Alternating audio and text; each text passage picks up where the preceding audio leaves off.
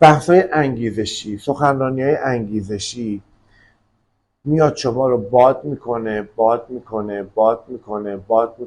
تو امروز بهترینی، تو امروز الان میری بیرون همه آدما بهترینن.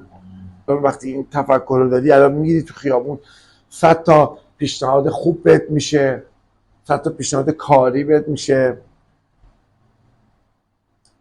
یهو میری تو خیابون یکی پاتو لگد میکنه، یکی به ماشینت میزنه، یکی فوشت میده.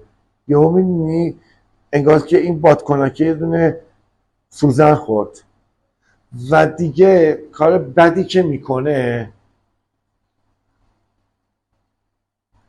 اعتماد تو رو نسبت به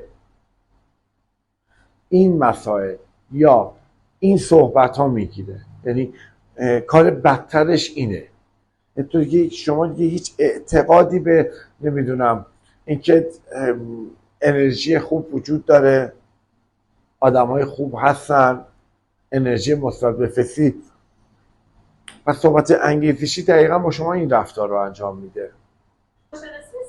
دقیقا وقتی ما از روانشناسی زرد صحبت میکنیم ببینید چه آسیبی به پیکره روان انسان ها میزنه.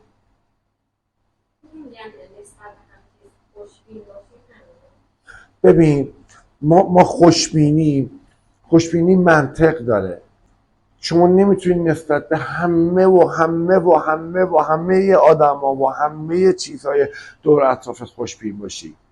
مثلا مثال به خانم ایکس، به خانم ایگرگ خوشبینم میام مثلا یه چکی بهش میدم، بعد کلاهام برداشتی. میتونی خوشبین باشی؟ میتونی تو بازار، تو جامعه، تو به همه آدما خوشبین باشی یا بیای بگی آقا بیا با هم کار کن، این پول من بهت میدم، این پول دستت میشه؟ نمیشه. خوشبینی از زاویه داره، نگاه داره، نظر داره، دیدگاه داره.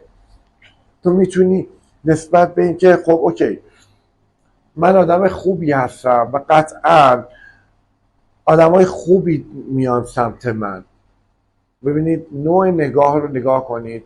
من چون آدم خوبی هستم، پالس مثبتی دارم، آدمای خوبی میان سمت من. ولی این نیستش که بخوای اعتماد کنی.